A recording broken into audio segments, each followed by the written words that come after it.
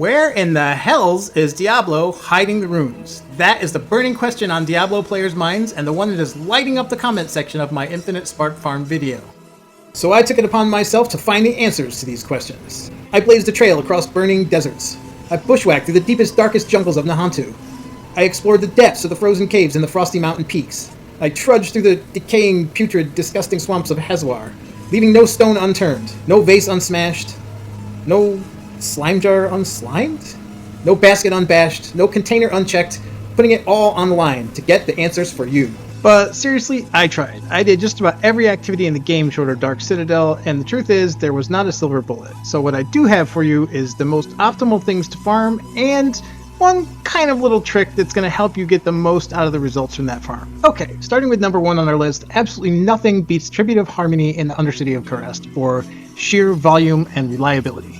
In Undercity, you put that tribute in, you run it in about 2 or 3 minutes max, and it reliably produces around 8 to 10 runes every single time over and over again, making it, hands down, the number 1 first choice for events to farm for runes. Next up on our list for most recommended content for rune farming is lair bosses. The lower tier lair bosses seem to only have a drop rate of around 2 runes for every 5 runs, but the higher tier bosses, Andariel, Duriel, and Harbinger, drop the rune every single time, and they seem to have a much higher incidence of legendary runes.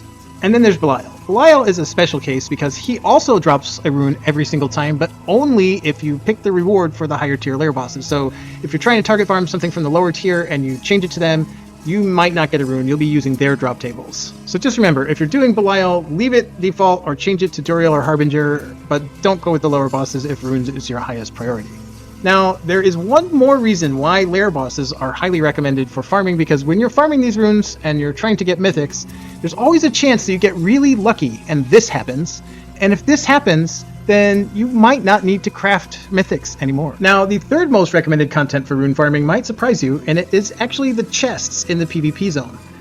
It doesn't have quite the output of Undercity, and it doesn't have quite the rarity of bosses, but so you don't need a key to get into the event. All you gotta do is port to PvP, flag for PvP, run around and open the chests, and you get runes. So you've done all this, you've got a mountain of runes, but you still don't have the ones that you need. The way to fix this is to go to the jeweler and transmute. Every 3 runes you put in, you get 1 different rune, and there's a 15% chance every time that you'll upgrade to the next tier. Start with the blues until you have ones that you want, then go to the yellows, and then so on to the orange, and eventually you can craft your way to the runes that you need.